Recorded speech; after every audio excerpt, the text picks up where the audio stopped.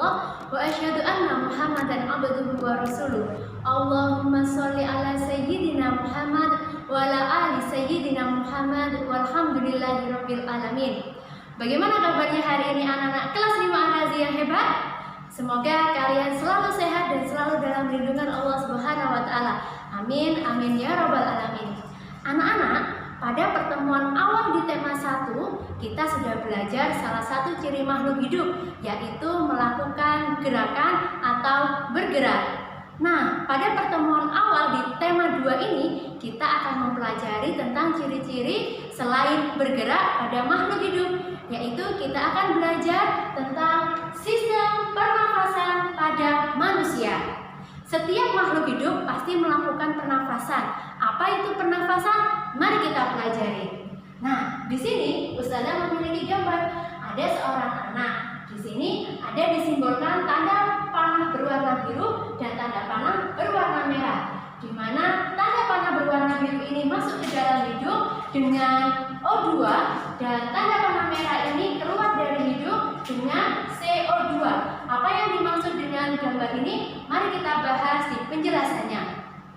Jadi, pernafasan adalah atau juga bisa disebut dengan respirasi, yaitu proses memindahkan udara ke dalam dan keluar paru-paru untuk memfasilitasi paru-paru atau pertukaran gas oksigen, yaitu O2 dan CO2 di lingkungan.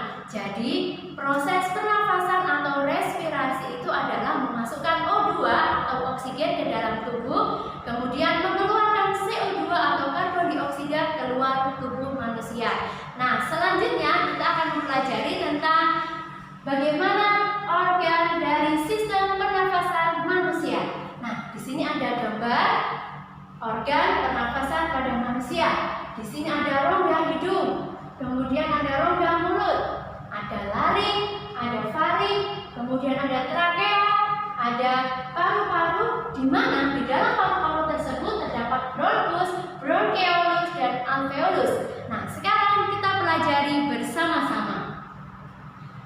Proses pernafasan pada manusia dimulai dari hidung, kemudian menuju faring, lalu ke laring, dan menuju ke trakea. Trakea ini disebut juga dengan cabang tenggorokan atau batang tenggorokan. Setelah itu menuju ke bronkus. Setelah bronkus menuju ke bronkeolus, dan yang terakhir yaitu alveolus, di mana alveolus ini adalah paru-paru yang di dalamnya terjadi proses pertukaran O2 dan CO2. Nah, sekarang kita bahas satu persatu organ sistem pernafasan pada manusia. Yang pertama yaitu hidung. Hidung, di dalam hidung yaitu udara mulai masuk. Nah, melalui lubang hidung tersebut udara masuk dan terdapat bulu-bulu atau rambut-rambut halus di hidung tersebut. Apa fungsi dari rambut-rambut halus tersebut? Fungsinya adalah untuk menyaring kotoran-kotoran dari luar agar tidak ikut masuk ke dalam paru-paru manusia. Nah, selain itu di dalam hidung yang memiliki rambut-rambut halus tersebut berfungsi untuk melembabkan hidung. Kemudian yang kedua yaitu faring. Faring merupakan persimpangan antara saluran pernafasan pada bagian depan dan saluran pencernaan pada bagian hidung. Nah, ini sebabnya mengapa saat kita makan tidak boleh sambil berbicara, karena di dalam organ pernafasan ini ada yang disebut dengan faring, di mana faring ini ada persimpangan antara saluran pernafasan dan saluran pencernaan. Apabila salah satu katup itu terbuka, misalkan pada saat bernafas, katup pencernaan akan tertutup. Nah, ketika pencernaan, maka katup pernafasan yang akan tertutup. Seperti itu ya, jadi kebalikannya. Ketika kita bernafas, pencernaan akan tertutup. Ketika kita melakukan pencernaan, maka pernafasan yang akan tertutup. Nah, yang kedua yaitu laring. Apa itu laring? Laring terdapat di bagian belakang faring. Nah, laring ini terdiri atas 9 susunan tulang rawan yang berbentuk kotak. Nah, setelah faring dan laring, sekarang kita menuju ke trakea. Seperti yang Ustazah sebutkan tadi, bahwa trakea adalah percabangan tenggorokan, yaitu di dalamnya terdapat jaringan yang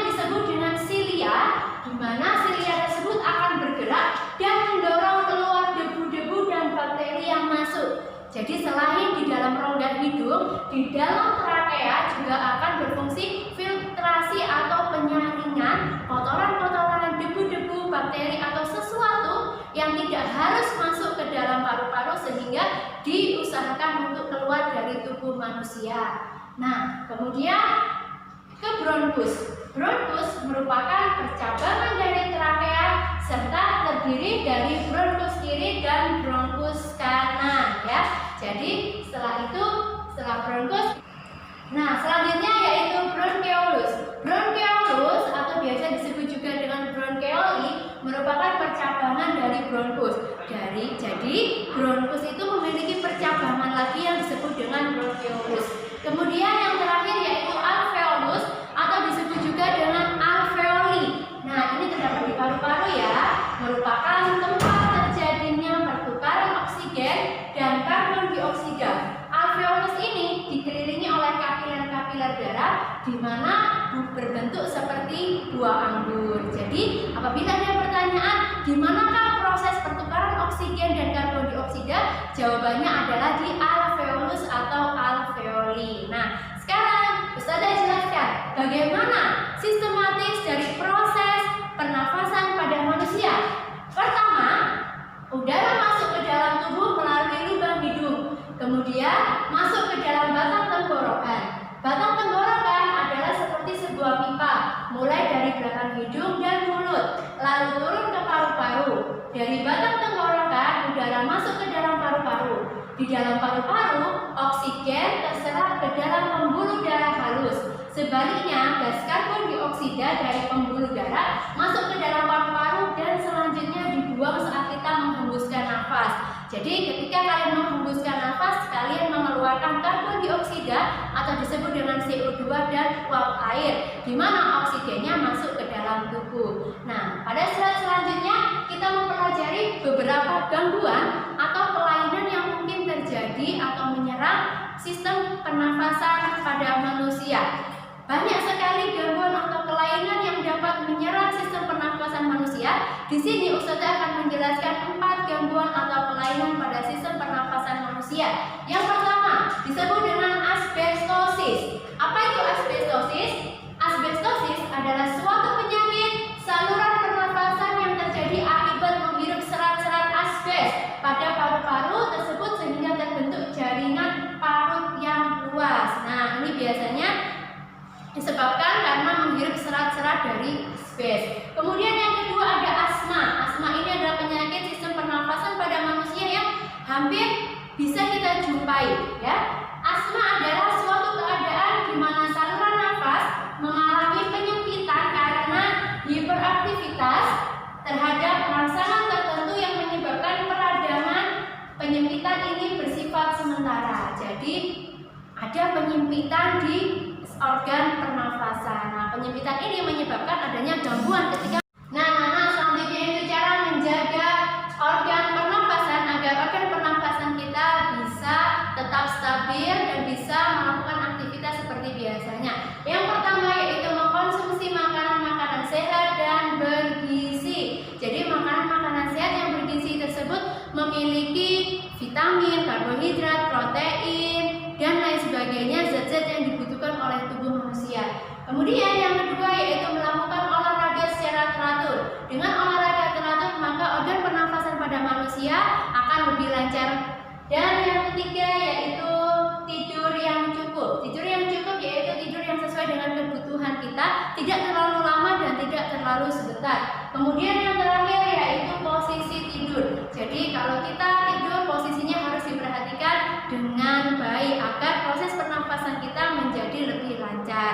Nah anak-anak, itu tadi adalah penjelasan dari Ustazah tentang sistem pernafasan pada manusia. Selanjutnya akan ada tugas untuk kalian yang akan Ustazah share. Semoga informasi dan penjelasan Ustazah ini bisa bermanfaat untuk kita semua dan kita selalu sehat. Ustazah akhiri, wassalamualaikum warahmatullahi wabarakatuh.